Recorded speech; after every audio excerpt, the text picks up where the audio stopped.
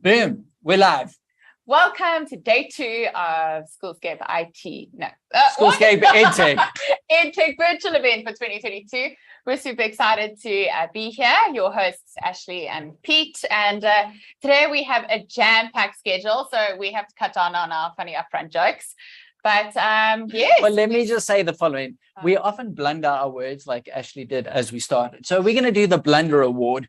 If we make a blunder, we say the wrong thing, introduce the wrong person, say the wrong name, anything where we go wrong, mention it in the chat bar, and you will win a free webinar for your parents where they will get trained on social media. Yes. So from my social life, we love Dean McCorby and the guys from my social life, and they actually do amazing webinar experience about keeping your kids safe online. So yeah, that is it'd be an amazing asset to your school. Cool. So that is our blunder award. We also have a 1,000 Rand take a lot voucher from SonicWall for the best comment of the day. So please chat, everyone, say hello. Junaid, we see you there. John, we see you there. Thank you, guys. Please put your comments in. We really appreciate it. It makes it way more interactive. But on that note, talking about 1,000 Rand take a lot voucher, we're going to invite Ashley Lawrence on stage. So Ashley Lawrence is from SonicWall. And the reason this event can happen and can be free for you as a teacher is because of the sponsorship from the team from SonicWall. So Ashley, welcome on stage. Thank you. Looks just like you're on adjusting my stage lighting. No. I'm just trying to adjust my lighting. Anything that makes me look, 10 years younger would be lovely. Makes you look absolutely brilliant. So everyone, before we get onto our first teacher speaker for today, we've had a lot of questions just come in since Mohammed's session yesterday, where he's just talking about security, cybersecurity specifically for learners. One of the things from the Schoolscape side is we want to make sure that you can celebrate and use EdTech to its full capacity. But to do that, we want to make sure that you're playing in a safe environment. And that's why for us, like SonicWall is such an incredible partner, not only because they sponsor the event to give amazing prizes, but this is where they are experts. So we've had a couple of questions, Ashley, if I can ask you, that have just popped up from different attendees. Do you mind if I shoot? All right. 100%. First up, a lot of people are just asking that kind of starting point for a school. So maybe a teacher's listening and they want to know, are they at risk? How can SonicWall come in and kind of give a threat report or an overview of how the school is doing? Could you go in and give those kind of handles on where their gaps are? 100%. There's a really simple process, and the great news is it's free. So we as a vendor and in conjunction with our partners do what's called a threat assessment. So there's a couple of versions. One of them is a simple questionnaire, but the goal is most schools have very similar, most schools have very similar environments, be it pre-primary, prep or high school. And we obviously have use cases from all of those in South Africa. So we can put together a little plan, and the end game is to give you, the teacher, so when you go and knock on the bursars or the SGB's door and you say, guys, I'm a bit concerned, but I've been proactive. I've spoken to one of the Schoolscape guys. It's their cyber vendor, and they've done a bit of a review. There's some indicative, this is what the holes are, this is what we may need, and there's some indicative pricing. So we can kind of help you put a little Dear Father Christmas list through to your SGB or your bursar or whomever you need to ask, Father Christmas for that matter. Yeah, Father Christmas, please give. And maybe that's actually a good follow-up question, Ashley, is say there's a teacher, they're listening, they've maybe had an incident in their class or they've heard about incidents, and we can tell you a lot of crazy things that are happening in classes because of lack of cybersecurity. Maybe there's a teacher there and they're kind of butting heads, talking to the powers that be and saying, like, listen, we need a budget for security, for cybersecurity, to keep me, the learner, safe. Any advice or tips, like how should they be approaching kind of principals or IT managers or management teams to get budget allocated? Any ideas or thoughts? Well, the one thing I could, Ash, did you want to say something? No. Looked like you were chomping. I had a thought and then I let it go. Okay, thanks. So there's kind of again, my suggestion is, a small canned session of like a bit of what Mo was saying this morning, and some of the stuff that I've always touched on, which is the threat report and the inevitability of these kind of incidences. And it's often the teachers or the members of the school, the IT managers who kind of need to come banging on the door. If we're quite happy to join those meetings, those sessions, obviously it's going to be virtual mostly, and we can do a small 10-15 minute presentation to the SGB. We can take them through the threat reports. Guys, we're not lying. This is what we're seeing. This is what we're seeing in schools and country. We can talk about use cases and say, look, you can either budget and make sure that it doesn't happen to you, or you can phone me in 6, 8, 12 months time when it does happen, and then you say, can you help me clean up, and then lock the front door again. So yeah, I think you're right. I think a lot of people are like, it will never happen to us. But I know from the examples I've shared previously yesterday, it does happen. I think David Jacobs, he raises a great point. He says there are legal reasons too. And I think there's a legal expectation or understanding that the school is going to keep learners and teachers safe. So I think it's David, great point. Actually, another question is, we've had a lot of people ask things around budgets. We know doing this requires budgets, it requires funding. If a school is sitting there going, okay, well, we haven't budgeted something, but maybe we've got a little budget to use at the moment, what is a good starting point? What's that kind of entry point that you think every school should start with? What does that first stage look like? If you've got no budget, probably something stolen. I'm kidding. So I feel like this is what we're trying to prevent, and is what you are saying we should do. No. I'm just saying. The only thing I can suggest is there's two ways to do it: the right way and every other way. So ideally, we would suggest budgeting for the future and putting in and having some kind of assessment, having a correct bill of materials. But a lot of our cybersecurity partners have been doing this for 10, 15 years, and they carry older demo commissioned firewalls in stores that they may be able to provision to you guys or to a school at a very small fee. We as a vendor could potentially, if we do the assessment, we've given you budgets, but they're only going to be made available in, let's say, 6 months time, that we can say, great, Bob's got a firewall for you. We'll put a license on for 6 months for free. But in 6 months time, we hopefully, when the budget becomes available, we can put in a production solution. So that's one way of doing it. The other thing is operational expenses versus capital expenses, ridiculous discounts, the usual. But I would suggest they like the ridiculous discounts. Ridiculous discounts we can work on. Obviously, unfortunately, hardware comes with a kind of an inherent cost. But certainly, if we can provide demo hardware to put software on it and for the school for a fixed period whilst you cover a gap until budgets become available, we're more than happy to work with schools and educational partners that can help with those exercises.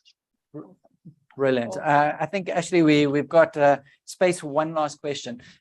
What are the biggest threats that schools are actually facing at the moment that they might not even be aware of?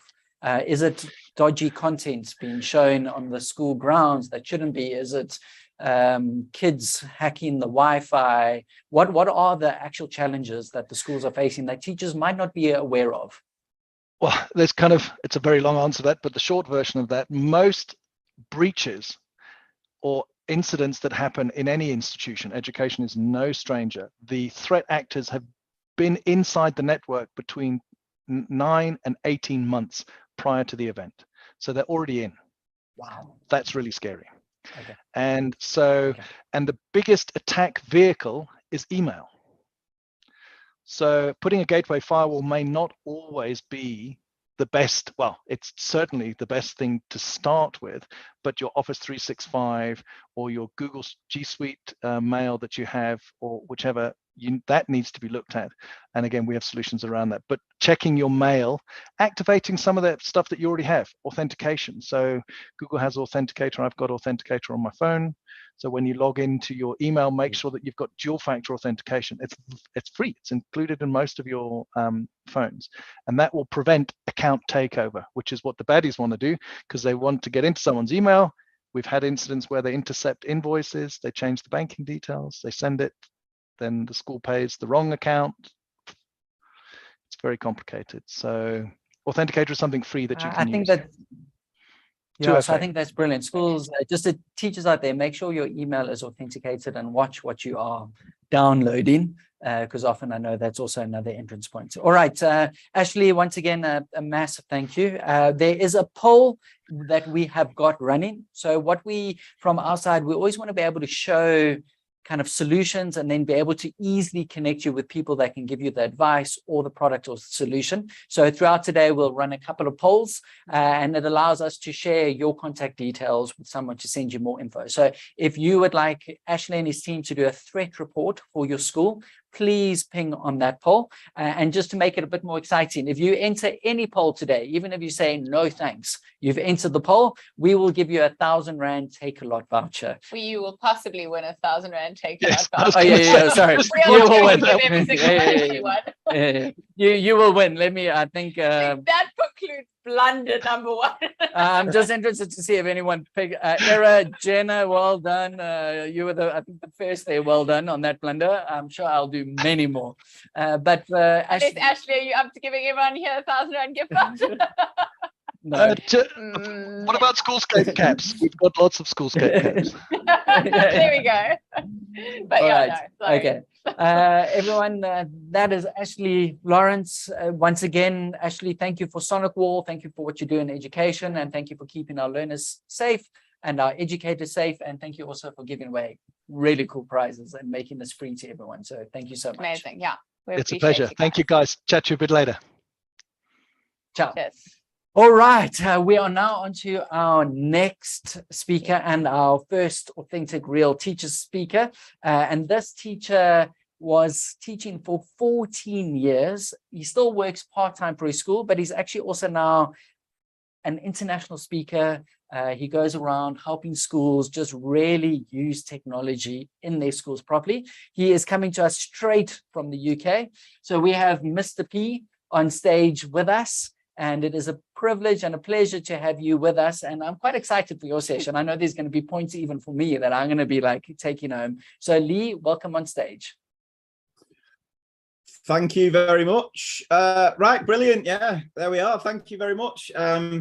So I've got, I think, about 15 minutes. What can I cover in those 15 minutes? I've literally taken hours. Yeah, you've got... Yeah. Sadly, this time you've only got 15 minutes. Yeah, I've been racking my brains because I know originally it was supposed to be a sort of working smarter, not harder type session. But then when we had a little bit of a briefing call, it was like, as long as you can give all the teachers something that they can take back to their classroom to use. So I'm going to do what every teacher tends to do, which is originally plan something and then deviate from that slightly. So bear with me. I hope you're going to still find it sort of useful. So what I'm going to do is just whack up some of my sort of contact details up there in case there are any questions off the back of today. That's where you can find me on all of the socials. I also have a website, mrpict.com, where you can access all of my CPD wherever you are in the world. There are over 1,000 bite-sized CPD videos on there for how you can utilize technology more creatively right across the curriculum. So what I thought I'd do with not having too much time is sort of just talk you through a little project that I've been doing recently with my pupils. So I work in a primary school, which is sort of 5 to 11-year-olds. I've been working in that school for the past this is my 15th year of teaching. I'm officially part of the old guard in my school. In that I'm the longest serving member of staff apart from the head teacher and the deputy and that sort of thing. And at what point do you realise that you are the older member of staff? Well, it turns out for me, it was when all the young NQT teachers, all the new teachers, organised pre-drinks for the end of school year party and didn't invite me. So I'm putting it down to the fact that, you know, I'm older rather than the fact they don't like me. But anyway, so I've been working at my school for the past 15 years. And for the past few years, I've been working there part-time and then doing this sort of thing part-time. So I always like to think of my training as being quite unique in that, you know, if you attend one of my training sessions, I've got a full day's virtual CPD session on Monday. So if this session intrigues you and you want to know more about how to utilize technology, all the details are on the website. Yeah, in that, all the ideas is sort of what I do in class week in, week out in my school. And I want to sort of demonstrate in this short little session how I've been using the tool Adobe Spark in class recently. So Adobe Spark, or it's sort of known as Adobe Express. I don't know if you've come across this. It's available as a website. So no matter what device you've got, my school has more iPads than anything else. So I tend to use the iPads. Therefore, I can access it through the app. So you've got Adobe Express, Adobe Spark Video, and Adobe Spark Page. If you're a Chromebook, laptop school, you can just go to express.adobe.com and then you can access everything online. So Adobe Express is a little bit like Canva, if you've used it. It's sort of an app where you can create infographics, posters, memes, that sort of thing. Adobe Spark Video allows you to create these really impressive looking videos, which I use a lot, because if I just jump in here to Adobe Spark Video, and I'm not going to have too much time to do a sort of step-by-step tutorial. As I've said, there's endless tutorials on my website. But when you do go into Adobe Spark Video and you press the plus button, now one thing you will need for Adobe Express is an account. So you will need to create an account. You can sign up for the Adobe for Education, and they've made that even easier for children to access via a code rather than individual logins. But what I like about Adobe Express or Adobe Spark Video is it gives you these story templates. So if the children have done a piece of writing and we're going to perform that, they can do that from scratch, but then they can also use it as a way of planning some of their writing. So you'll see here that you've got different sort of templates, almost like writing frames to use from, whether that's persuasion, recount, narrative. And if you tap into each one, what you'll see here is down at the bottom, you've got these slides, and each slide will give children prompts to help sort of structure their writing almost. So it can be easily used as a way of planning a piece of writing alongside sort of performing a piece of writing. And what you can do with each slide is you can add up to 4 different types of visuals, whether it's videos, text, photos, icons. And as you'll see in a second, you get a really impressive looking sort of output video. And that for me is a massive focus. So over in England, what tends to be a big focus, and I don't know if it's the same where you are, is writing in schools. Writing tends to be a real focus. And whereas you'll get a lot of teachers who are very dismissive over the technology, for me, I think technology can really add a purpose to writing. Because if you ask most children, I'm sure you've got children in your school who say things like, when I grow up, Mr. P, I want to be a YouTuber. And you normally go, yeah, all right. Whereas I'll be like, right, I can help you with that. And I had a year 6 child say to me, so Mr. P, found your YouTube channel online last night. I said, all right. He said, yeah, and I've seen you've got like 80 subscribers. So I was like, oh, aye, is that good? And he just looked at me and went, it's not great. I was like, okay, thanks. But I've only got 3. Can you tell me how I can get more subscribers? So I did the whole safety talk with him, how he's not old enough to have his own YouTube account. It should be his mum and dad doing it. And then I said, well, talk me through how you make your videos then. He says, what I do is I get the camera, press record, and just start talking. So well, there's the biggest mistake you make, because all these big YouTube stars, all these big vloggers won't do that. First thing that they'll do is they'll sit down, they'll write a script, they'll plan out what they're then going to perform. This is why children writing is so incredibly important, because it is the starting point to absolutely everything you engage with, not just your YouTube videos, Xbox games, PlayStation games, iPad games, TV shows, cartoons, animations, biggest grossing TV series of all time, Game of Thrones. What was it based on? A series of books. What happened to the TV show once it outlasted the books? It was garbage, wasn't it? Especially that last series. Biggest grossing film of all time. You might be thinking Harry Potter, Lord of the Rings, James Bond, it's Avengers Endgame, but what were they all? They were comics, they were books. This is why children writing is so incredibly important, because it is the starting point to absolutely everything you engage with. But children never make that connection, because in most classrooms, they never get the chance to do it. Their only experience of writing at primary school is to get something in a book for us to mark, and we wonder why children don't care. Whereas now with this technology, we can allow children to transform their writing into a much more engaging and relevant form of media. So that's not neglecting the writing. What it means is once we've got some writing done, we can utilize apps like Adobe Spark Video, Adobe Spark Page, and create much more impressive, engaging and empowering forms of multimedia. So jumping back into my iPad, Adobe Spark Page, going to come up?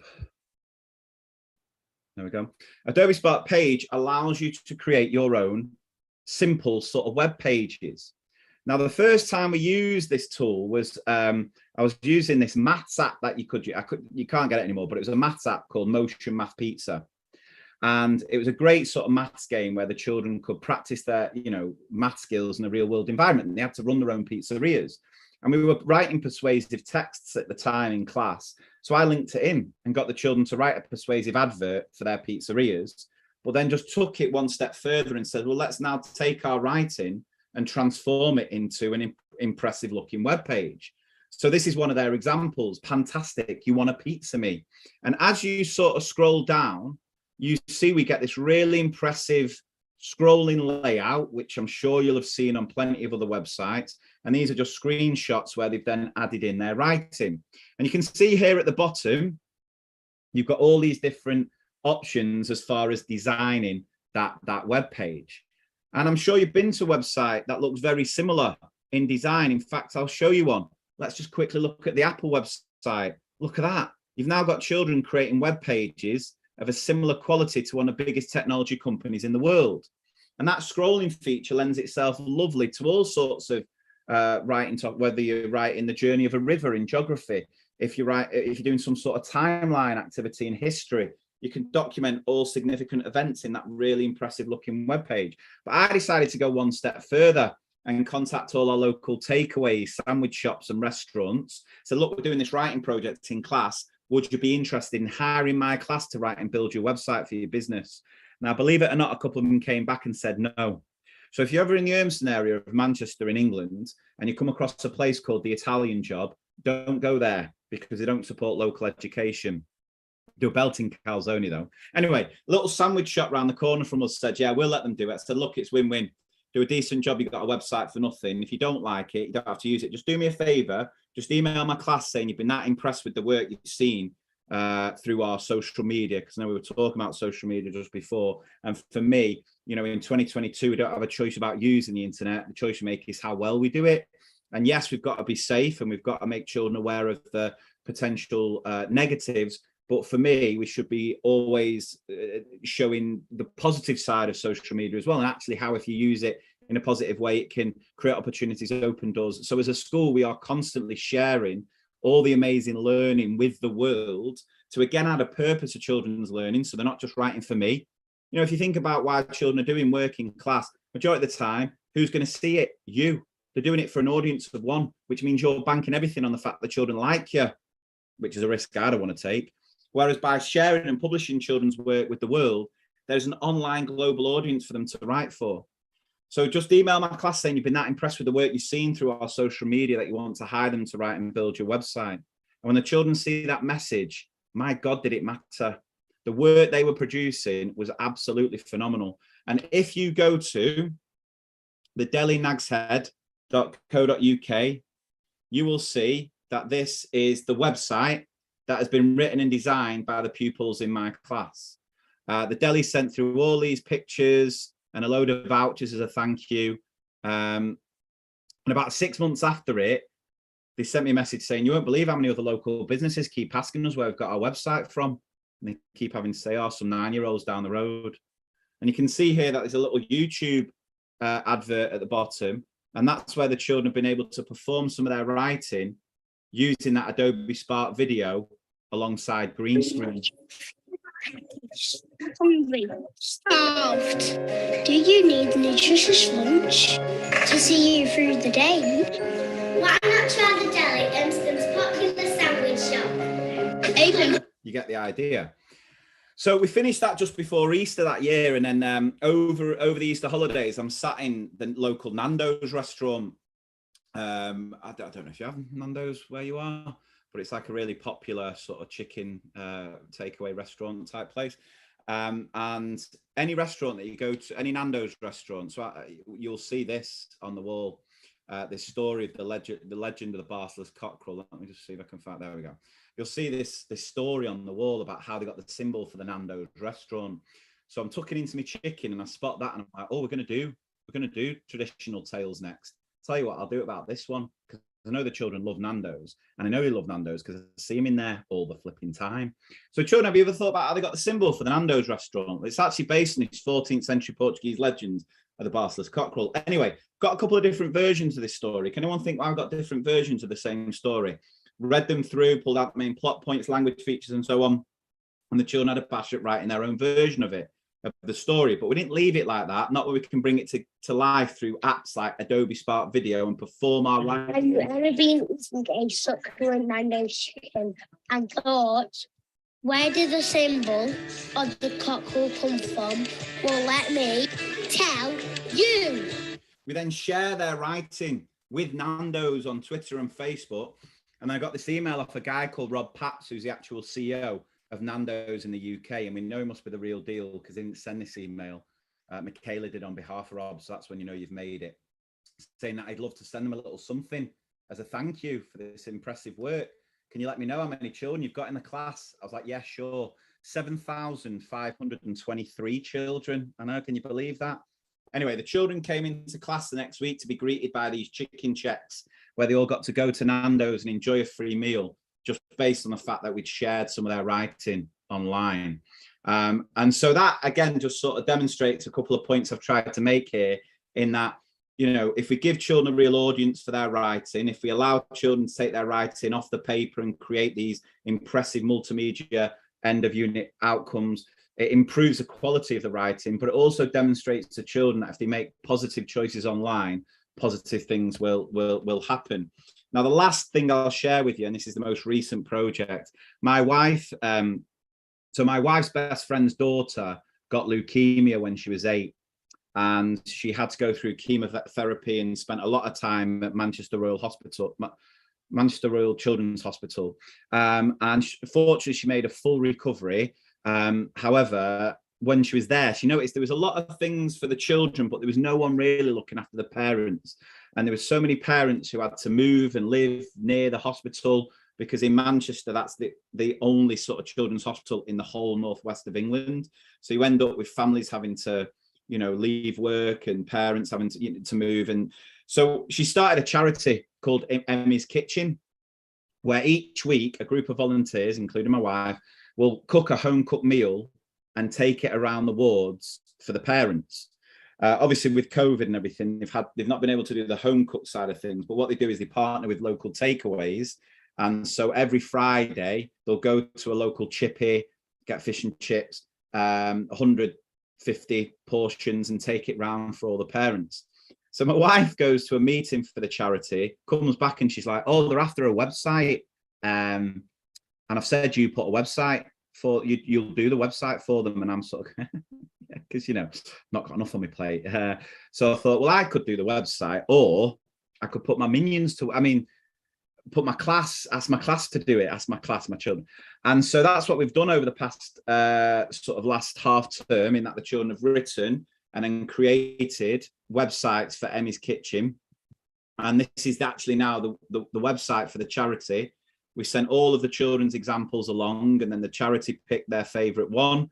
And this is what it looks like. So again, this is the official website for this charity, which has been written and designed by the pupils in my class. And again, there is a little Adobe Spark video at the top, which sort of outlines the charity and talks through what it is and how it works and all that sort of stuff. Last thing a parent thinks about when their child is...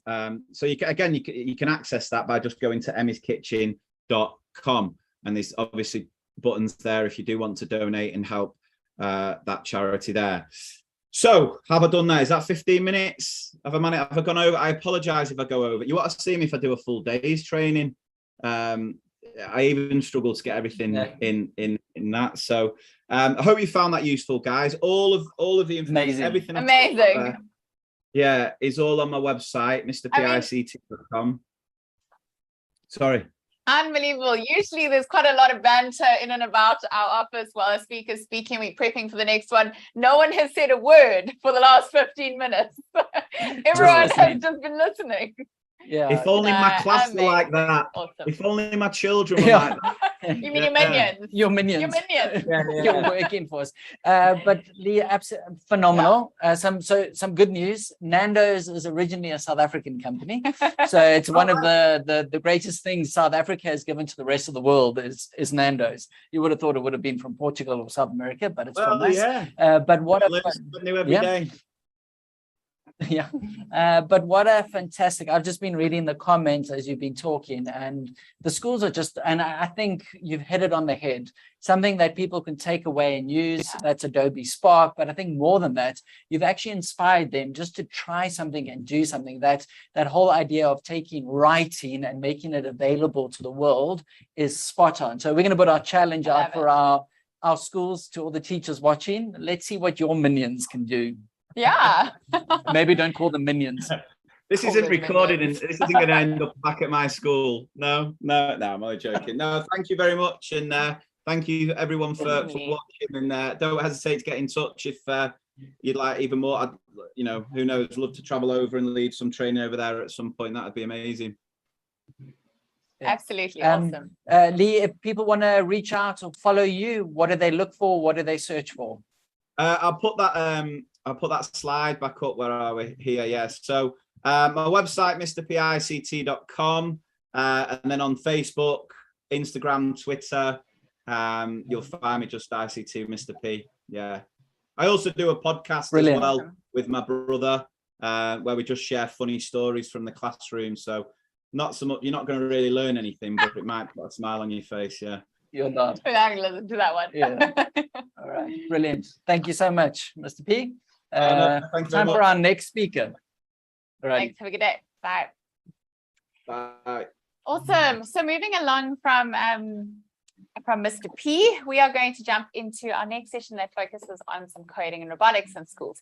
So we have one of our I'd say we have a lot of favorite coding and robotics companies. We definitely do. But Rajeshni's team from Resolute are definitely doing some amazing things in South African schools in coding and robotics. So Jonathan, if you'd want to jump on, and Kasturie, please join us on stage. And they are going to be unpacking some things around what they've been doing in Marist Brothers, Linmeyer.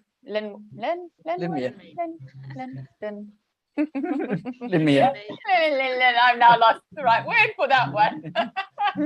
Error. I'm getting some error. Oh my gosh. Anyway. While she is recovering, just a quick one. Welcome on stage. The team from Resolute is making a 120,000 Rand implementation available for one lucky school to win. So to get in on that, you need to get in on our passport competition. To do that after the session, not now. Jump in and check out some of the companies that are exhibiting. You just need to visit 15 of them, like them, enter their deals, offers, have a chat. And if you do that to 15, you go into this incredible prize. Awesome. Linmeyer. I found it again. Anyway, Kasturie, Jonathan, welcome to Schoolscape today. It's really good to have you guys here. And we're looking forward to hearing what you've been doing at Marist Brothers, Linmeyer, with coding robotics. Hey guys, can anybody hear me at all? Am I on? Yep, we got you are loud and clear. The stage is there I am at the top. Okay, the screen cut off, so I didn't know if I've been staring off into the distance. I do apologize. Guys, thank you so much for having me on. How are you guys doing? Good, thanks. Fantastic. I don't know if my guest is here with me. Kasturie, are you there? Hi, yes. everyone. All the way from Johannesburg South, Marist Brothers, Linmeyer. How is everyone doing? Are we good? Can we hear one another?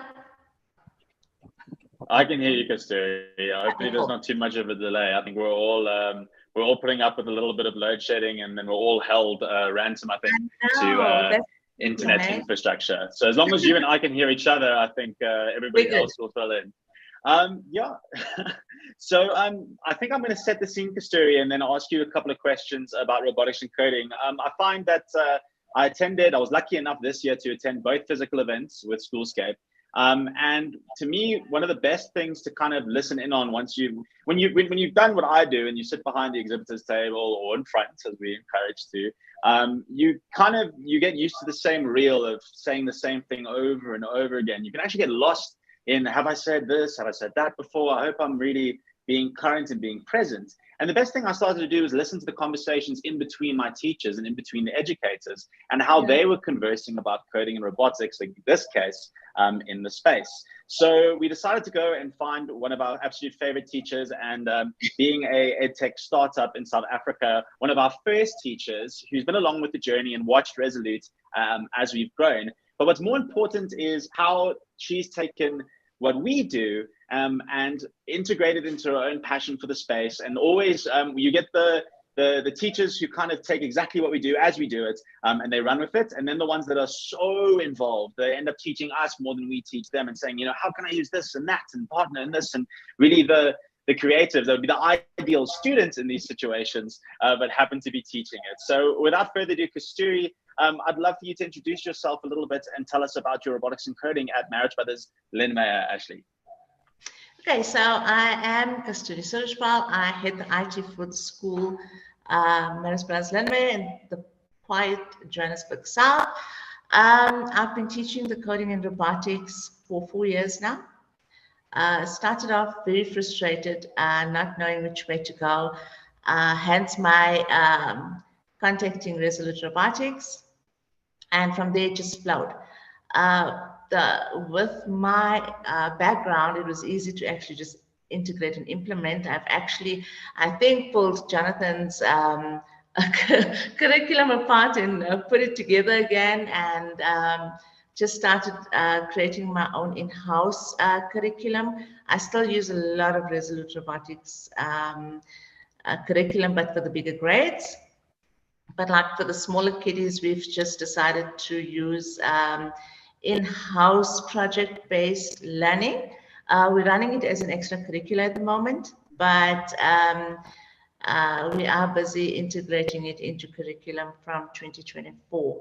So next year we do teacher training and all of that. So Jonathan, we will be chatting to you a lot more. And then, yeah, and we're going full swing, and we're going to create like a robotics club for extracurricular. Yeah, so that's basically how we've been doing it. A lot of microbits and Arduino free software platforms, and Lego robotics, a little bit of everything. But we finally know what we want to run with, and that's what our way forward with the 4 years that we have been experimenting is. I think, Kasturie, what I really appreciate about your grappling with robotics and coding is that you've been very willing, for lack of a better term, to fail forward, to say, I'm going to try out things, maybe it will work, maybe it won't. And you alluded to two things: the fact that you pulled apart the curriculum, and quite literally, our initial years were a lot of back and forth, and why this, and why would that, and can't I do this, and how does this work with that? Not just taking anything for face value, but saying, you know what, I'm an educator here. I want to grapple with this content and make sure that it's applicable, not just to me, but to my learners. And that to me is something that I try to preach and encourage across all of the EdTech providers in South Africa, is saying, let's see how I can leverage 3D printing and leverage Lego, and make sure that at the end of the day, a teacher is presenting a cohesive solution. Because I think it was the other day I hosted a talk, and the title was Everything Robotics. And I called the organizer and I said, what do you mean everything robotics? What am I speaking on? She said, oh, just touch on everything. And I thought, okay, that's an easy way to put me on the spot. How much time do you have? You said that you started implementing robotics and coding about 4 years back, which for some teachers, maybe, you know, whoa, I can't believe you thought about it. And others are like, oh, I was already well into my solution. What sparked the robotics and coding initiative at Marist Brothers? Okay, so on evaluating our IT curriculum, then when the principals asked for a skills list, that had us going back to the brainstorming board. And when we looked at the kids, they are our tech kids. You know, they're literally not born with the silver spoon. They're actually born with tech in their hands. you know. So, so a lot of research, and we realized that these kids need to be developed for skills that are not even out there as yet, you know. So we need to be more challenged. It needs to be more stimulating for them. We have to create more challenges for them. Hence, the journey into coding and robotics, where all the skills that you incorporate here can go cross curriculum. So it's all your problem solving skills, collaboration, creative thinking, all of those skills is something that you use in all of your subjects.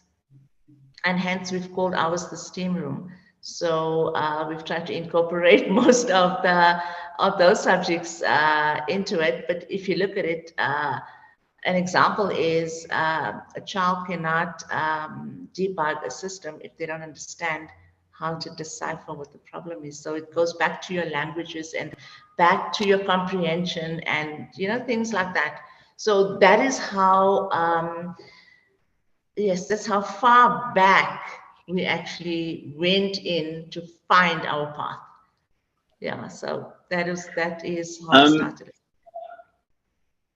I think yeah, we're going back to Mr. P, who opened for us, and it's always a tough follow for me with some of these phenomenal speakers, was talking about comprehension. And of course, I always say, and I've said from the beginning, if you can read and write 2022 or then 2019 or 2018, and we would have met, you should know at least a little bit about coding. That coding comprehension is another language with which we can view and review the world around us.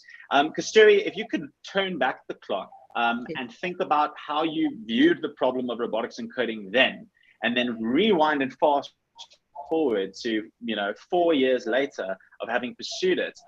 What have you learned through this journey and this process thus far? Number one is patience. And this is my motto. You need to be prepared to learn, to unlearn, and to relearn, because that is the journey of coding and robotics. You don't know what the futuristic skills are. You don't know what you need to prepare your learners for, right? So you actually need to, it was very overwhelming because I had millions of things around me. It was so exciting though, because they were like little, you become like a little child because you want to grab everything. But then I won't lie to you, the first year was the worst year because I tried and failed and tried and failed and tried and failed.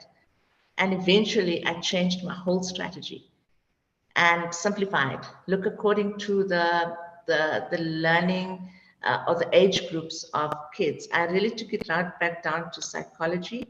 And I said, what would a child of this age be able to do with a microbit? And hence the simulations and testing and stuff like that. So yeah, right now I can tell you exactly what we're doing. Our junior grades are doing, they build lots of robots with nothing. They're just building prototypes. That's all we're teaching them. Lots of blocks, lots of robots. And then we've got like our grade 2s and 3s. They just use Scratch. And then from grade 4s, we start using, they also use like robots, but like, we start teaching them a snail, certain little things that they can, like how a motor works.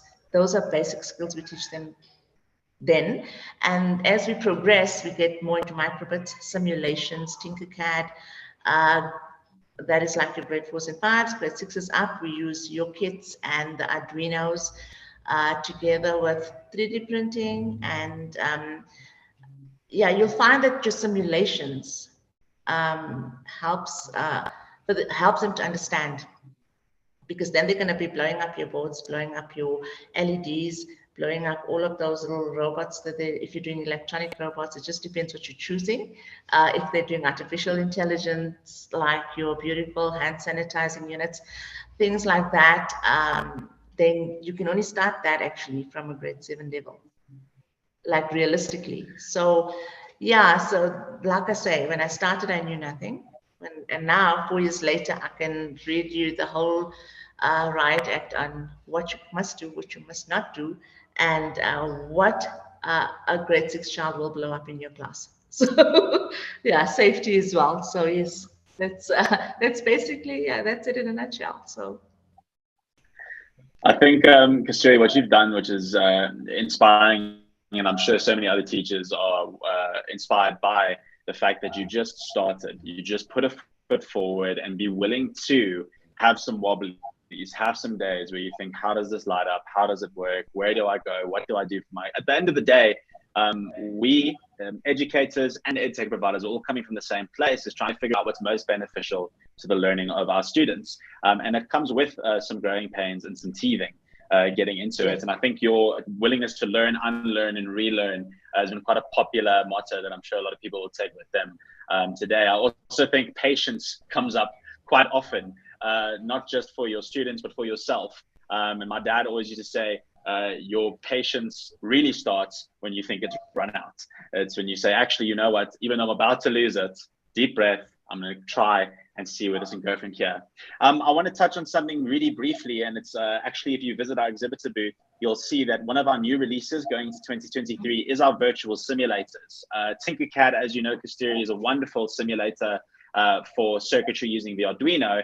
We've also released virtual 3D simulators for our novice bots and our microbit apprentice bots, which means that not every kid requires hardware right in front of them. If we all had blank checkbooks, every learner would have everything under the sun, but it's not always realistic. So it's nice to know that we've made that addition.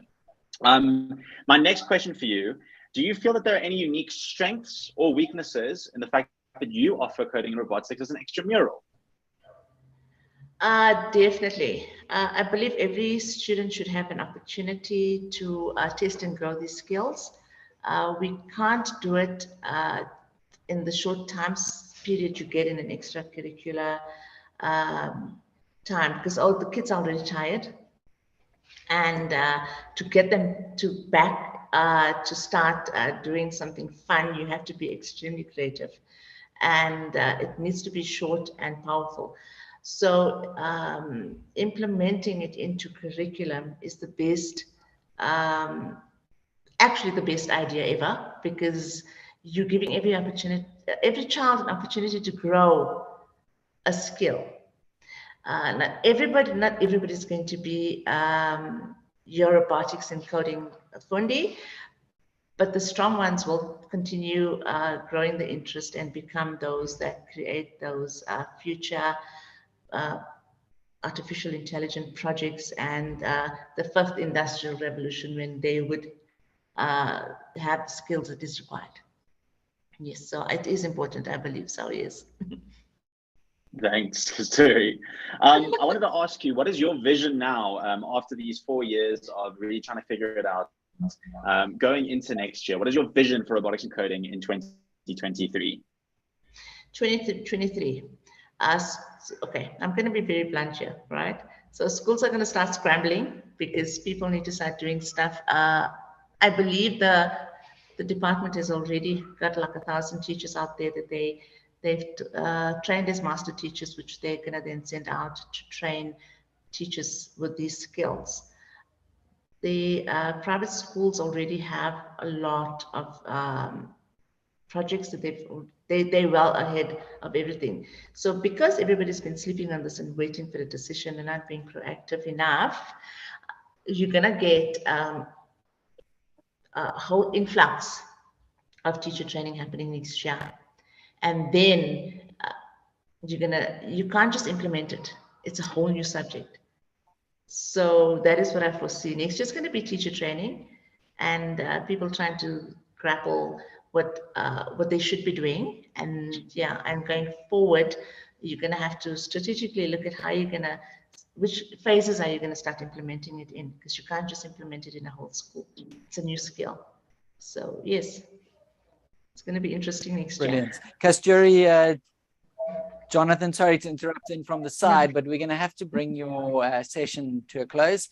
Kasturie, I think you said that relearn, learn, relearn, rinse and repeat it. It's brilliant. We had a lot of comments that needs to be our attitude. And I think it's also quite refreshing as a teacher being able to admit, well, we need to try these things and let's learn. And if we make a mistake, it's completely fine. And then we can move forward. So Kasturie, I thought that was brilliant. So thank you so much.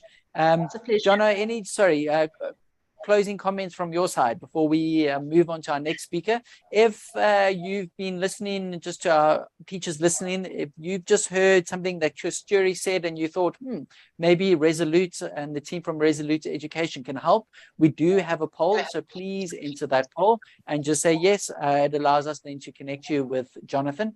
But yes, Jonathan, any closing comments from your side? Just a big thank you. I really thoroughly enjoy hearing all the speakers, and I enjoy being a part of Schoolscape. And just a big thank you to Kasturie. Anything I say is just 1/100th of how valuable it is to hear it from an educator. And just the willingness, guys, to no start. I agree with Kasturie. We need to get started, but no start is too small. A school can try to roll out everything all in one go, or say, listen, we're just going to start. We're willing to fail forward, learn with our students, and acclimatize to this new crazy space. Okay. All right. Kasturie, once again, thank you for joining us, and amazing to see what you do. Jonathan, thank you. All right. So we are now. Brilliant. Okay, guys. Cheers, guys. All right, we're into our next set of speakers. What I forgot to mention right in the beginning is, if you viewed yesterday and you remember, we asked for people to nominate free tools they use in their class. And the amazing thing is Samika recommended something. We reached out and she's actually going to be joining us on stage. So she's not now, she is our second speaker after the one that is happening now. But we're quite excited about that this is someone that was just watching is now going to be presenting. But before she starts presenting, I'm going to invite Zuan on stage. So Zuan is a director at Jacaranda International School in Joburg.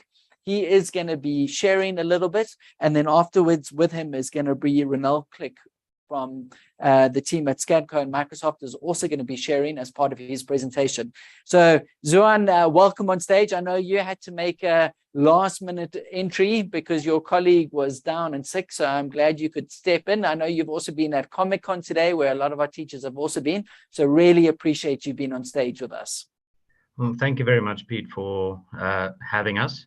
And specifically for us to be able to share a bit of our story and how, as a school, we've really innovated certain areas within education itself. Brilliant, thank you. So, Zuan, I'm excited to see what you've done in your school. We are going to pull up your slides for you so you can present through them, and we're looking forward to it. The floor is yours. Thank you very much.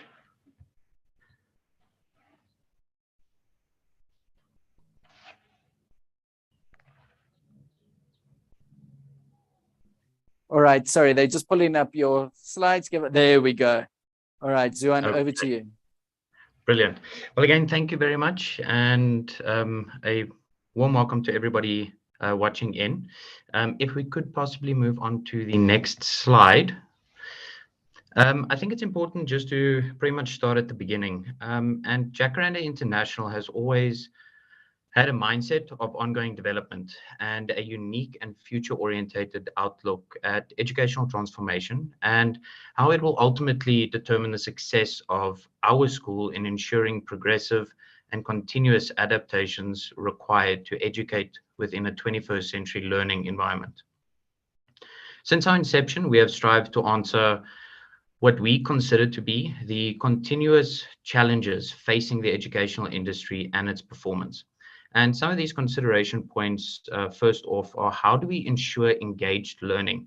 And how do we achieve sustainable and meaningful connection between learners and the academic program, its materials or skills, as well as between the educators and the learners themselves? The second big consideration is how do we achieve a pertinent, contemporary, relevant curriculum framework, delivering high quality content and skills? And how do we maintain that relevancy over the course of a learner's school years and their whole academic life, so that we do not teach outdated content or develop obsolete skills that won't be relevant for them in their future place of work?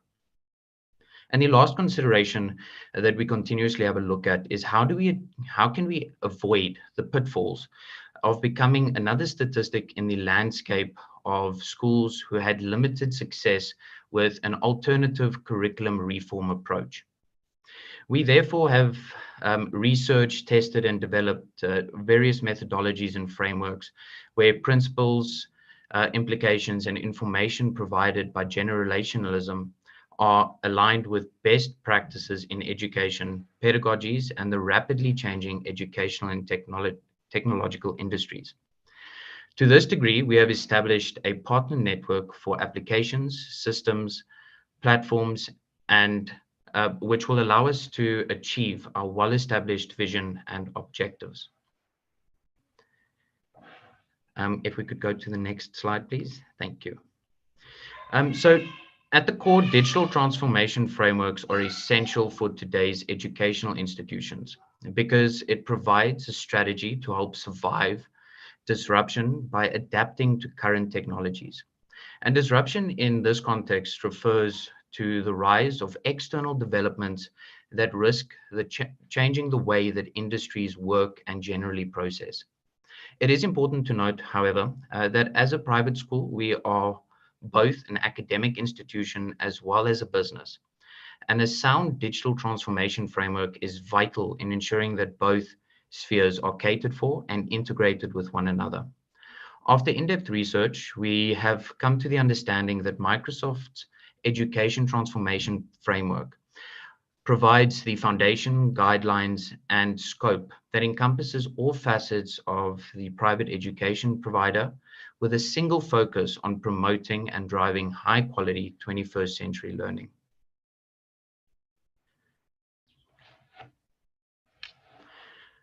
Microsoft has given us the support needed to create the change and transformation that we have always envisioned. Microsoft has strengthened our belief in the fact that education will provide and bring about transformative changes in South Africa and ultimately the world, and that we should actively cultivate the mindsets of all people who are engaged within education that can affect that change. The power that an educator has in setting the course of someone's life is phenomenal.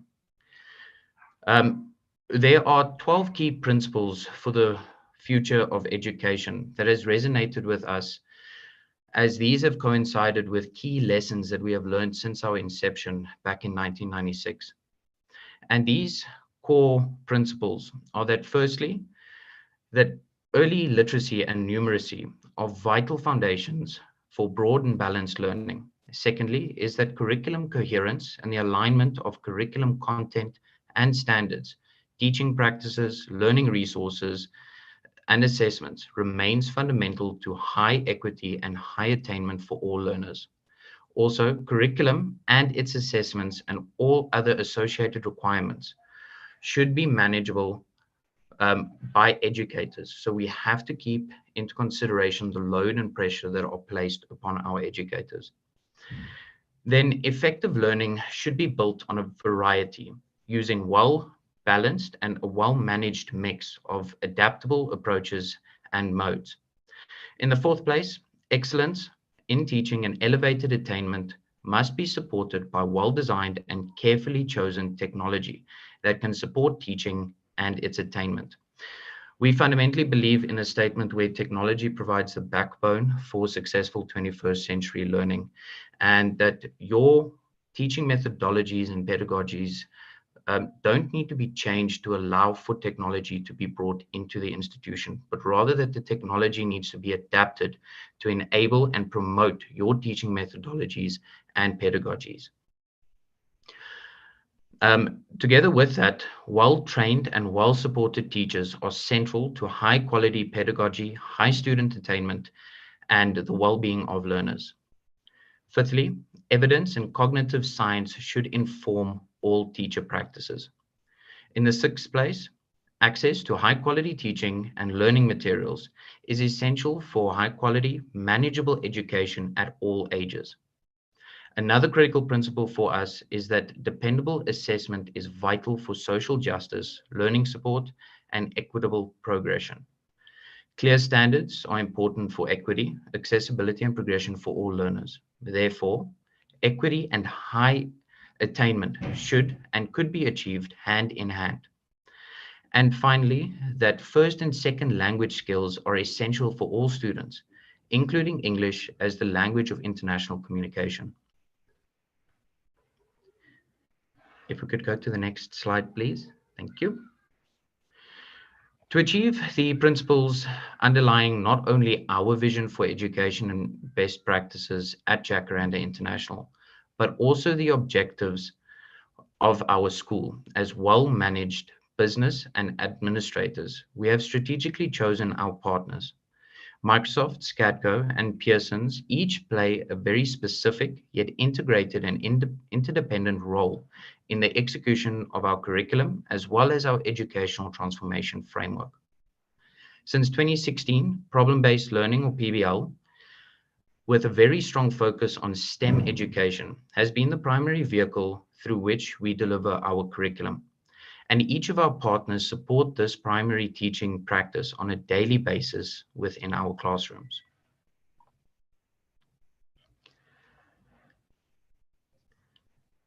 The effective implementation of digital transformation practices, as well as a unified approach to 21st century learning design in our school, ensures personalized learning, which recognizes that students' experiences, characteristics, interests, and aspirations shape the quality of learning.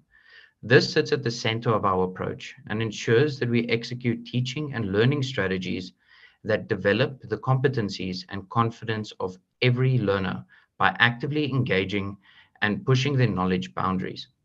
It also ensures curriculum entitlement and the choice that delivers breadth and depth of instruction and learning, personal relevance, and flexible learning pathways. This learner-centered approach to our school organization and instruction delivery, with our educators and school leadership thinking creatively about how to support quality teaching and learning within a hybrid environment, provides learners with both a voice and a choice throughout their school career with us. Establishing and cementing the use of gamification and engagement tools to leverage play and self-discovery was a vital means to learning, making use of children's natural curiosity, exuberance, and game-based enthusiasm. It opened doorways to creating knowledgeable, responsive, and dedicated educators, skilled and trained in integrating technologies into their teaching practices and methodologies. A sound understanding of 21st century learning design and the adoption of tech as a vehicle to facilitate inquiry and the construction of knowledge and understanding helps us build on the fundamental principles that all children today, no matter how young, are born into a digital world, and that education practices must provide ample opportunities for 21st century learning, which must be aimed at developing the skills that would be required in the third millennium and beyond. Critical thinking and the activation of higher cognitive levels for processing information and content must be achieved at all times. To this degree, the arts, philosophical thinking and discussions, classical literature, STEM-specific lessons, and critical media literacy are creative vehicles used in achieving our objectives. So with that, thank you for giving us the opportunity to share some of our successes. One of the most significant rewards our educators have experienced from the Microsoft Innovative Educator Expert Community, or the MIEE community, is the access to like-minded group of people. As a Microsoft Showcase school, we value working closely with one another, and we invite everyone to make any connection with us so that we can share further our progression and innovation within our space. So with that, thank you very much.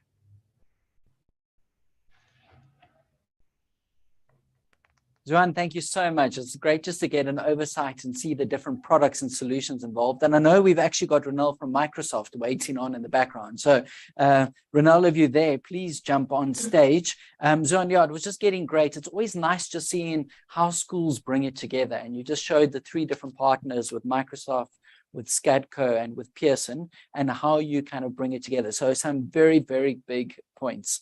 Ronel, can we check? Are you there in the background? Brilliant. There you are.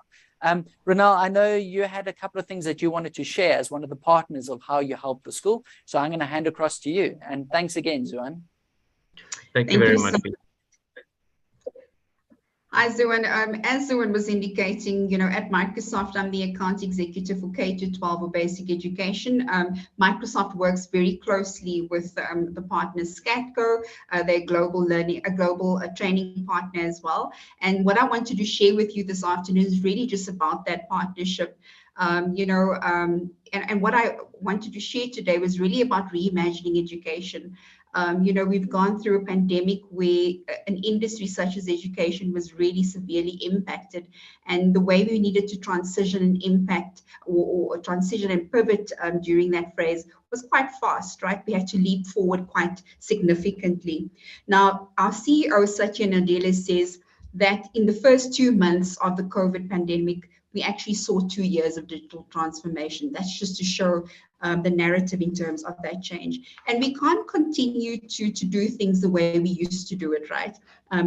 Just listening to previous speakers talking around STEM education and so forth, it's interesting to see that we've all sort of realized that we can't do what we normally used to do. We need to transition or pivot as well. So first of all, I want to talk about some of the programs that reimagines education at Microsoft, and Zuan's already spoken or started speaking about it. But firstly, for us, the partnership is with all the education stakeholders, the learners, the educators, and our school leaders. Firstly, starting with the learners, first of all, one of the resources that I'd love to share with you, even if you just go and do a search right now, open up your, Bing or whatever you use to search with, and go to look for Hour of Code. It's a great application where learners can really be introduced to programming in a non-threatening way, and they start learning about computational thinking and algorithm design as well. There's a couple of challenges around Minecraft, and when I say the word Minecraft, kids usually get excited, so it's a great way to get them started in the STEM curriculum as well. The next thing I want to talk about is around the statistics. Certified employees earn 15% more than non-certified employees. So why is that? Because they have certifications, right? So if you've never heard about it before, I encourage you to start your just-in-time learning. It's called Microsoft Learn for students, and there you can go, you can do anything from a technical certification, Azure Fundamentals, Power Apps, which is a low-code application that you can start using to learn to code as well. And the last thing around learners or students reimagining education again is Azure for Students. So what people don't know that if you are at a higher ed institution, you can use your email address to then receive $100, which is the equivalent of 1,700 Rand. And then you can use that Azure credit to start building apps in the Azure cloud as well. Moving on to educators and how they reimagine. So Zuan spoke about our Microsoft Innovative Educator Expert Program, and this is really our champion teachers. I love what Schoolscape are doing around building communities where we can share best practice with each other. We can talk about the things that matter in education. And the Microsoft Learn for Educators platform is really where you can pick up on what the trends are in education. How do you go about, creating that hybrid or remote teaching and learning space and improving learning outcomes at the end of the day. But what we've also seen during COVID and this pandemic is how important social and emotional learning is as well. So if you want to change or adopt your methodology, the Microsoft Learn for Educators is a great platform for teachers to use and apply that in their classroom as well. And then I also just want to speak about our upcoming webinars for educators. We will be sharing the links and the join links on at the end of October. The first one will be, and that's open to any educator across South Africa, public or private schools. And then the last thing I want to talk about reimagining education is for our school leaders. Zuan spoke about Jacaranda International being a Microsoft Showcase school, and that's really a program for schools that are really innovative and really advanced in their digital transformation. What they do is globally, they share best practice. It's just a community like a Schoolscape, like we engage in today. But school leaders get to talk about what the challenges are and how they've overcome that as well. So it's really about learning from each other. It's been great chatting to you, and I hope that you are starting to reimagine education and also looking at the ways in which you can leverage those Microsoft technologies. Thanks so much. Back to you, Peter.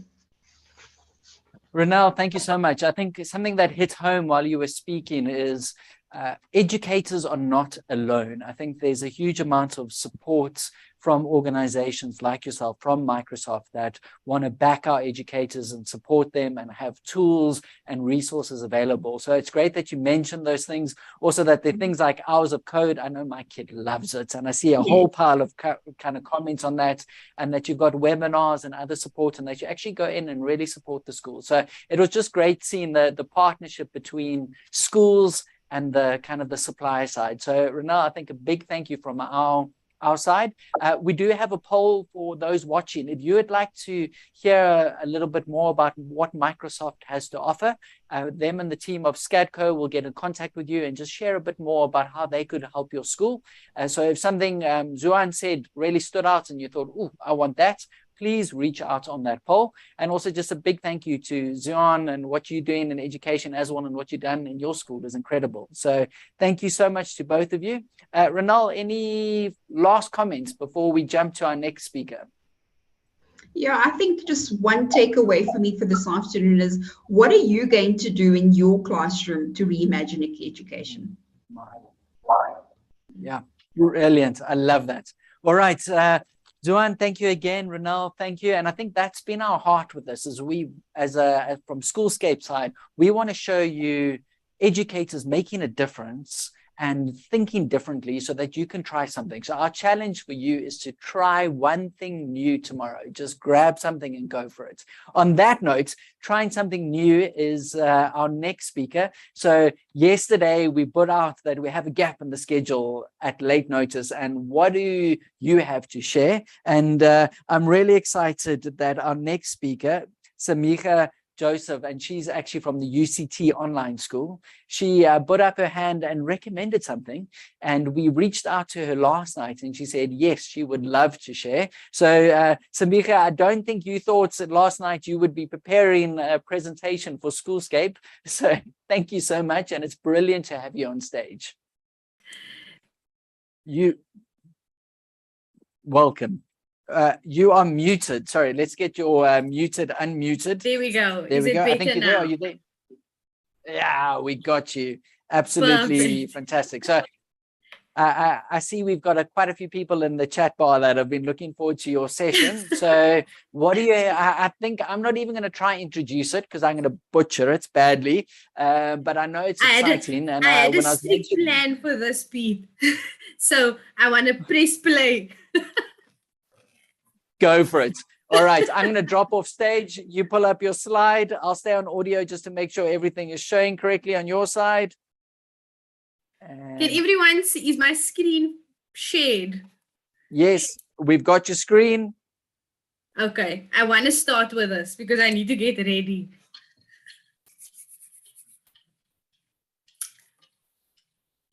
I'm going to fast forward it.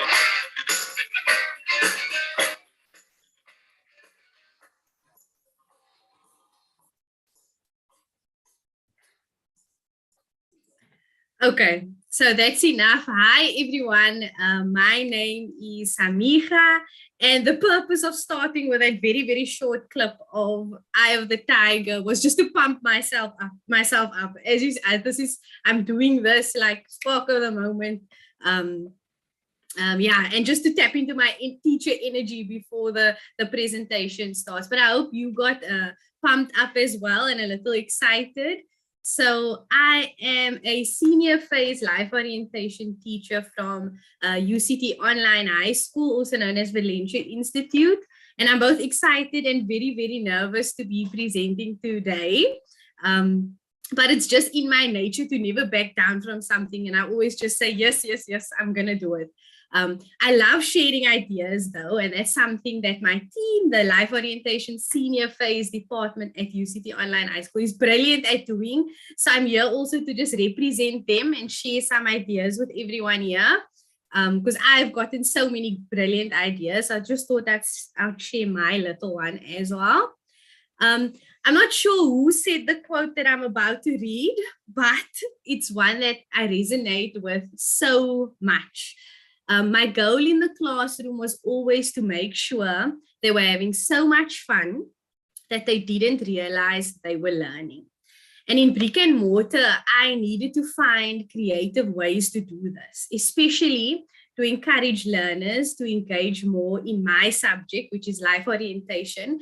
And it's often seen as the underdog of subjects, even though it's very, very important. So I would host mini elections in the classroom.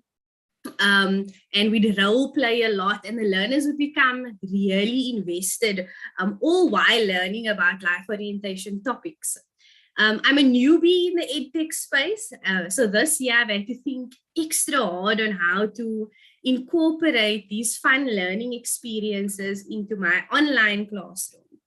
And I'm a big fan of everything themed. As you can see, I already have my background there. It was a very big part of this presentation. I needed to have my background. And I stumbled across creative ways to turn Google Forms into fun and educational themed escape rooms and trivia games. And I'll be sharing some tips and tricks on how I did this. So step one, think left, think right, think low, think high. Oh, the things you can think up if you only try. As adults and teachers, we get so stuck in admin and day-to-day things that we forget our creativity and imagination behind sometimes. So the very first step in this process is to think about the things that you would have loved to do in your classroom when you were there. For me, I am a Survivor super fan. I love Harry Potter. I am a writer. I enjoy storytelling. And once I got myself excited about these things again, I started thinking about ways to allow my learners to experience this with me, as well as my colleagues in some instances. You can ask them again about the fun staff meets that I organize. So I created themed invites, and I even got dressed up. And the thing I love most about the online space is that it allows you to enter any world you would like. And as you can see, I went all out for Survivor. I was literally at Tribal Council reading out the votes. I use canva.com, and I go all out with Google Calendar invites, signing dress codes, music via links, and I just have fun with it. This is obviously not something that can be used for every single lesson, but it is a fun thing to do once in a while to get learners excited about your subject, and it can teach them valuable lessons such as teamwork, researching skills, as well as content, because you can slip in some content there as well, and I'll show you how that can be incorporated in a bit. And then step 2, all you need to do is you need to navigate to forms.google.com, and I can't explain everything that Google Forms allows you to do, but there is a really good tutorial by Kevin Stratford on how to master Google Forms. It's on YouTube. All you need to do is type in the YouTube search bar Google Forms, and his video comes up. It's broken up into chapters, so it's very nicely set up. And I'm sure Mr. P's YouTube website page also has something on this as well. And then once you've navigated to the Google Forms site, you can choose a template or you can create your own from a blank template. And then just have fun with it. There's no rules to this. So I started working on one this morning, very roughly, and I want to show you just how easy it is to set one up. Right, so is my screen still fine? In the chat section, can you see my form on the screen? Yes, okay. So it goes to Google Forms and you get your blank template and then you just play around with the tools that's available. So I would first customize my form. I can choose font styles for headers, questions, and for the text. I can put a header image. So for this escape room, I'm going with around the world in 80 days type of a theme. And it's like a virtual world, a trip around the world. So I chose my header image. And then I have a little description that the learners will see when they click on the link to the form. It will welcome them. It says, welcome to your virtual trip around the world.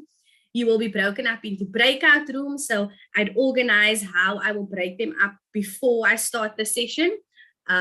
And together you will need to work through the questions and we will be traveling to A, B, and C. I haven't thought of all the countries yet.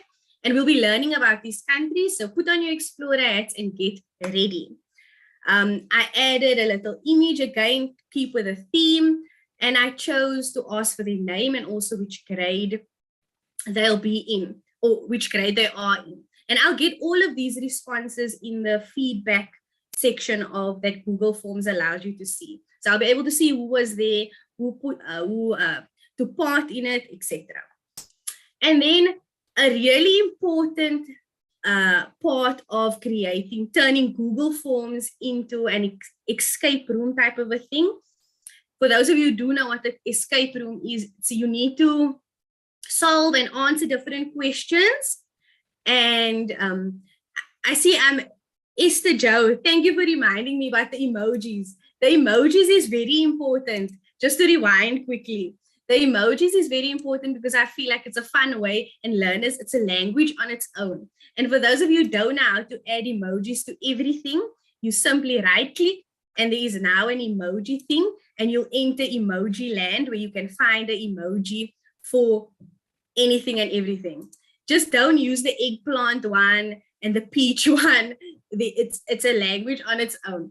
So yes, to make the Google form imitate escape room type of a setup, a tool that's really important in Google Forms is the section tool, where you can break your form up into different sections. I have at the moment, I have 1, 2, 3, 4, about 5 sections. I haven't completed all the questions yet, but what it does is it makes your form look like this. Usually when you open a Google form, it's one long form of questions, but the section allows you to have learners answer something and they would need to click next to get to the next room or level, as in like in an escape room. And it also allows you to, they need to answer the question correctly in order to go to the next room or level. If they don't, they'll just be rerouted to the same room and they'll be stuck.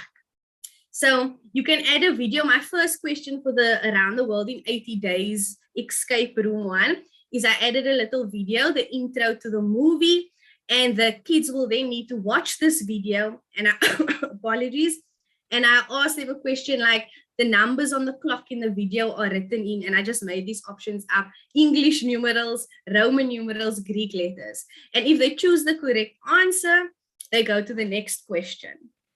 And this can be used, I can think now it can be used in geography, maths. You could even give them a little list of equipment that they need to bring with them, like a notepad, a calculator, pencils, and then you could tailor your questions to suit your subject.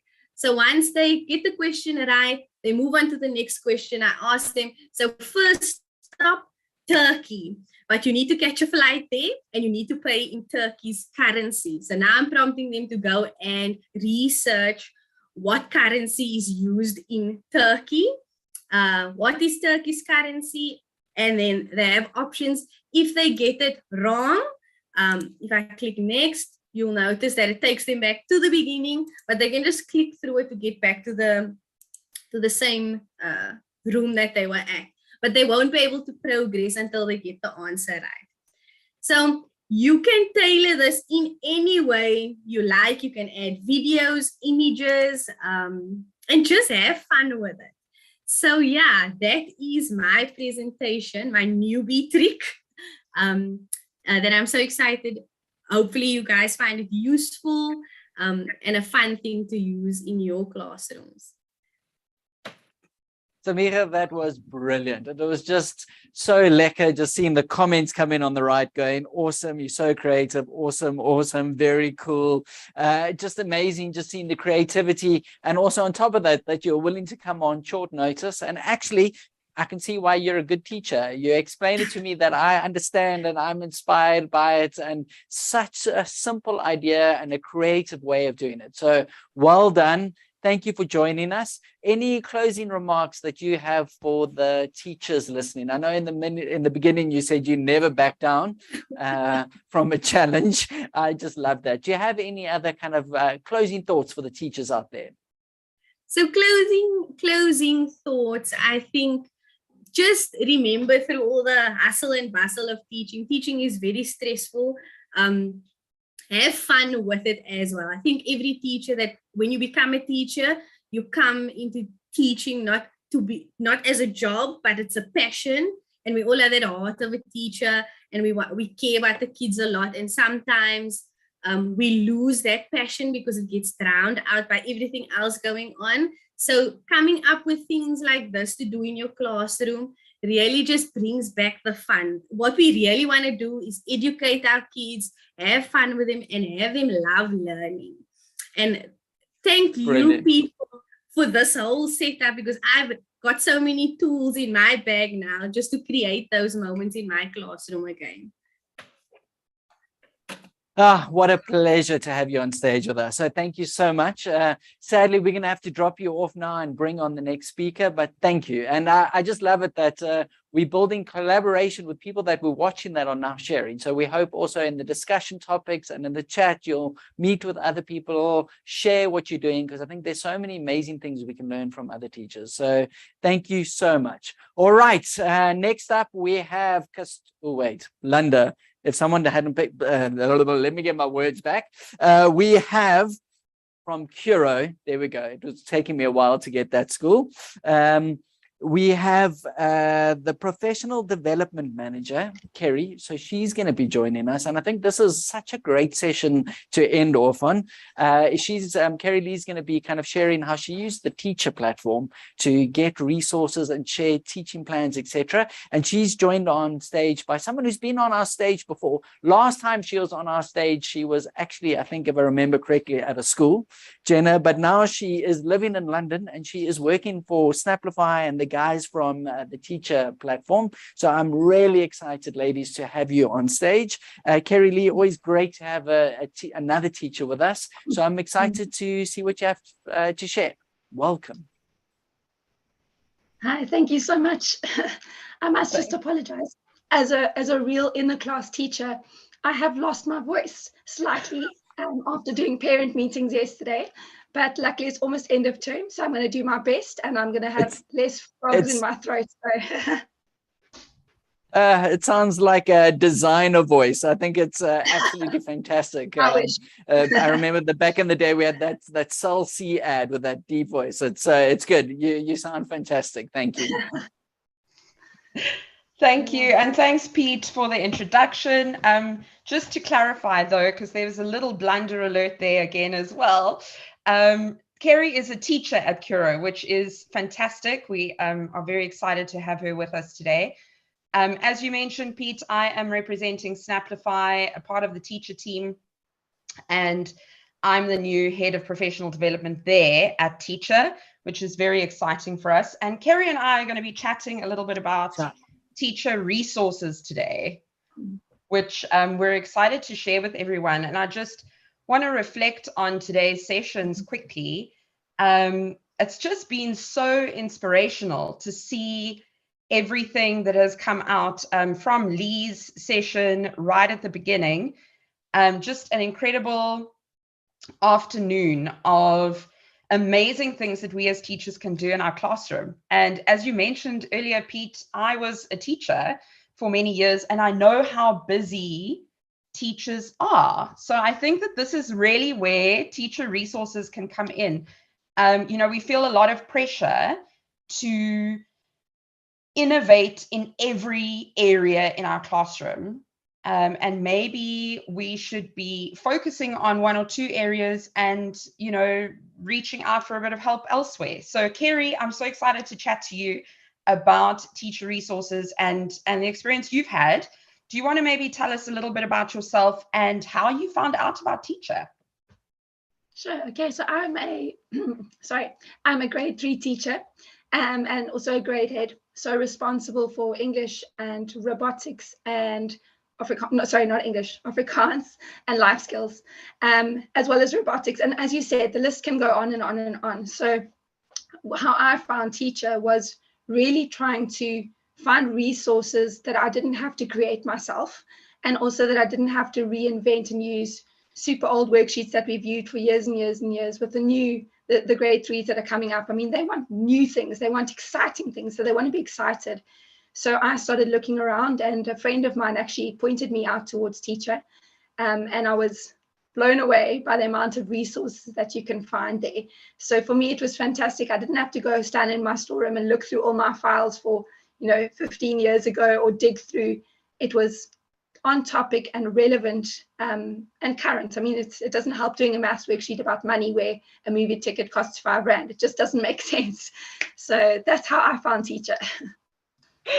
Oh, that's so real. Gone are the days. Those £5 movie tickets. I think I was like 9 when those were the case. Giving away on a Tuesday. And then, so Kerry, you mentioned you going to the platform to buy resources. So maybe just to clarify for everyone that Teacher Resources is a platform for teachers to get resources, both free and paid. But I don't know if you want to maybe tell us about what sort of made you buy, if you bought even your first resource. So, as a teacher, you've got your own limited budget. And when you started, when I started out as a teacher, I didn't have my own children. So your resources and your budget is a little bit less, a whole lot less limited. So that's when you plow in. But now I have 2 of my own children. So resources are going there. So when you go on and you see things are for free, it's the free and sale are my 2 favorite words. And both of them Teacher has. You can go and then you can find fantastic free resources. And then every now and again, you get resources that go on sale, which is great for me because you keep your eye out and okay, those are the resources that I like, or you go back and you're amazed by a sale, which is always a winner. But the amounts of there's teachers on there who are doing things, and I'm sure we'll get there, Jenna, just now. I mean, they're making money from it, but there are so many teachers who are just doing it for the passion and love of, I've spent hours and hours on this resource and I give it to my 20 to 30 learners, or use it, go, sharing is caring, I guess. And I think teachers have that heart for sharing. They don't want to just hold on to it and it's mine. They're willing to share with other audiences, with other teachers, which is fantastic. Absolutely. Definitely this community feeling within Teacher Resources as well. And I'm always amazed by how willing people are to share. Even if I think of Samicha earlier, just sharing her ideas, just, last minute, that is the heart and spirit of being a teacher, really. Exactly. So if you're going on, and you're thinking back to your sort of time on Teacher Resources, what has been your favorite thing to buy? Or your favorite free, what has been your favorite resource that you've gotten on Teacher? Let's say it that way. I think for me, sort of classroom decor, making your classroom environment sparkly and exciting, because, you know, worksheets, they go in the workbook, and yes, they can be exciting, but if a child walks into their classroom environment and it looks wow, and it looks amazing, and it interests them, that immediately catches their attention. And I like to remind my husband, anytime something goes missing from home and it gets repurposed in my classroom, you know, that is my second home. And I think the kids are like that, the children are like that as well. If they walk in and they feel comfortable and they feel at home, it sparks their day, and it sets their environment for them. And, you know, when parents walk around and things and they pop in, and the amount of parents that I've had, and it's not just my classroom, but where they pop in, they go, I wish my classroom had looked like this 20 years ago. And I think teachers are so, you know, you spend so much time in your class, it becomes your second home. So as teachers, we want to spend time making it look pretty. Maybe I'm talking from a foundation phase teacher classroom, but I think even the older children, I mean, they don't want to walk into four walls and it's just boring, whether it be some English posters or some motivational posters, diversity posters. And I mean, that's not even limited to in the class. I mean, teachers, you have other portfolios at school. Say, for example, you're on the diversity committee, or you on we've got a committee which deals with sort of the 4 pillars. So 4 or 5, trustworthiness, respect. Now you've got to go search the internet. And a lot of this stuff is American, and it's not locally, it's not for us. Well, it is, but you've got to adapt it and stuff. Now you go in, it's South African. It makes sense in a South African context, and it works for our learners, which is great. So specifically that it's a South African community. That's awesome. And I think just tying in with that South African community, if you are looking for something that's for your classroom, you can then also, of course, find those CAPS related resources, and you're looking for specific CAPS skills, grade levels, etc. You get those maths worksheets that are not in dollars, which is super helpful. Absolutely. Yards, because all of those. You can literally save and click print. Yeah, absolutely. I live in the UK now, and everything is in yards and feet. And when the GPS says to me, in 1,000 feet, turn left, I'm like, how long is 1,000 feet? I don't know. So that's definitely helpful for our kids as well. And then if you're thinking about, because the teacher resources platform, I mean, there are over 1,000 sellers on there, and it can feel a little bit overwhelming. So just could you talk us through like how you find the resource that you like, or how you look at a store, and how do you know that it's going to be a good resource? Okay, so I think for me, and I think for many others, you go searching. Teachers generally in the holidays, you know, when you're supposed to be resting, but yet you're planning for the next term, you go in knowing, okay, next term we're going to be doing reptiles. So you go in searching reptiles, and that's what I love about teacher. It's not, so when I said sales, I love sales because it's, you know, it's for free, but the jumble and the mess is just too overwhelming. So I step back. But with teacher, the mess is organized, it's categorized. You can click in and say, I want a grade 3 worksheet, and it must be about life skills, and it must be about reptiles, or it's so well organized that you can literally go in and you don't see all the other mess and all the other things that you're not necessarily looking for.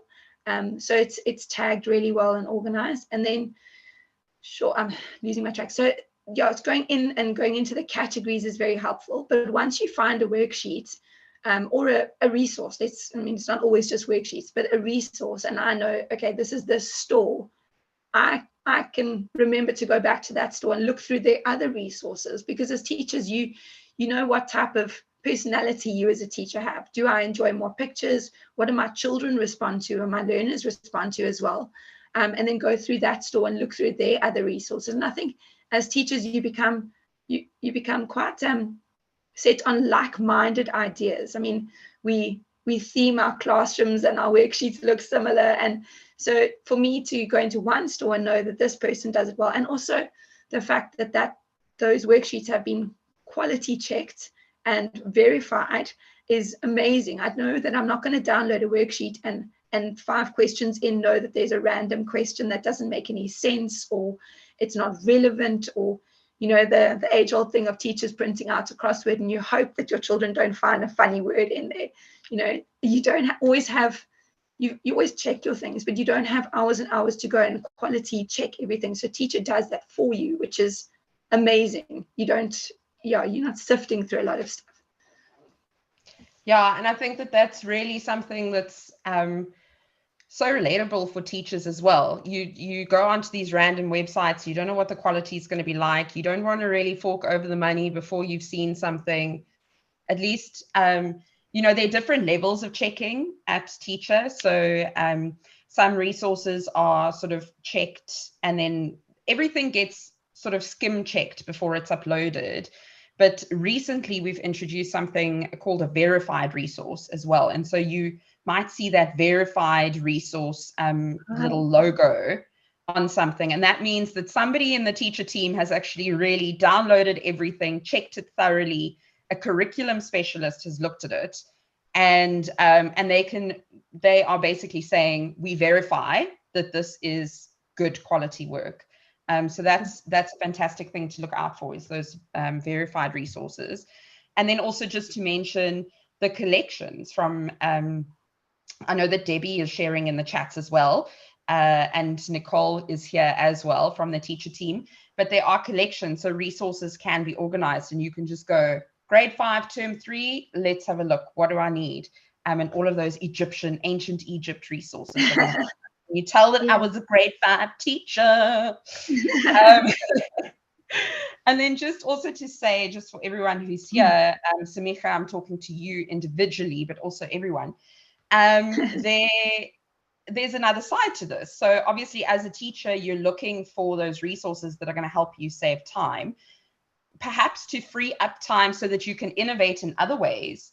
You can also look for those innovative resources on Teacher. There are some really, really cool tech tools, tech resources, really interesting investigations and that kind of thing that you can look for on Teacher.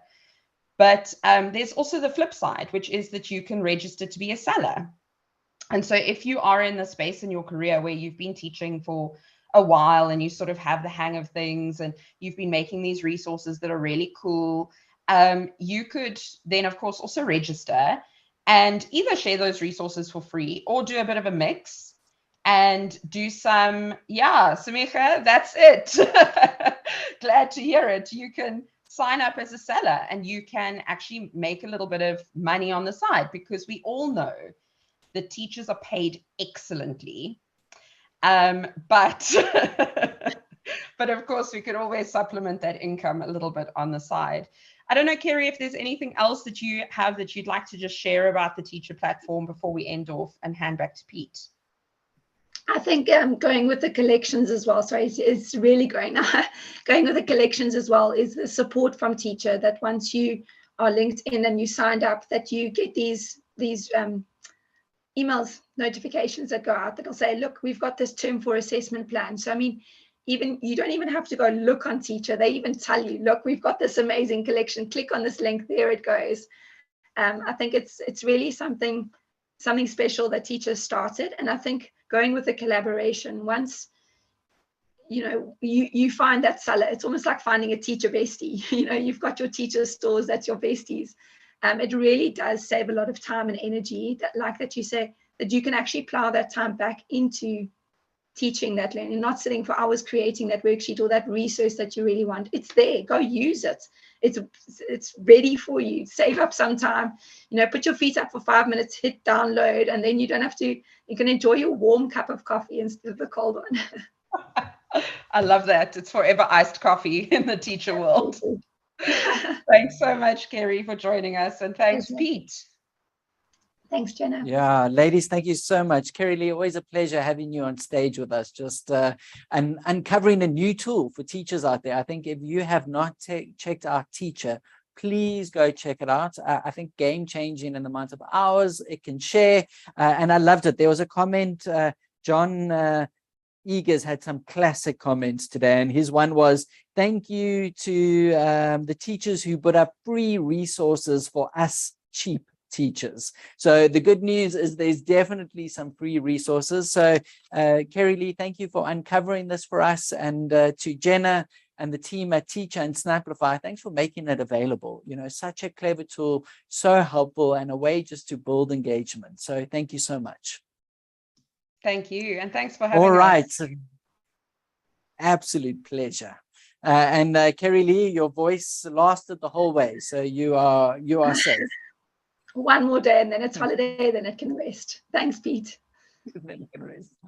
All right, ladies and gentlemen, we are into the final stretch, which means I have some prizes to give away. I think this is definitely the fun part for me, is giving away stuff. It's always cool. So thank you for making it this late on a Thursday afternoon. So we had the Blunder Award, and between Ash and myself, we have done multiple blunders.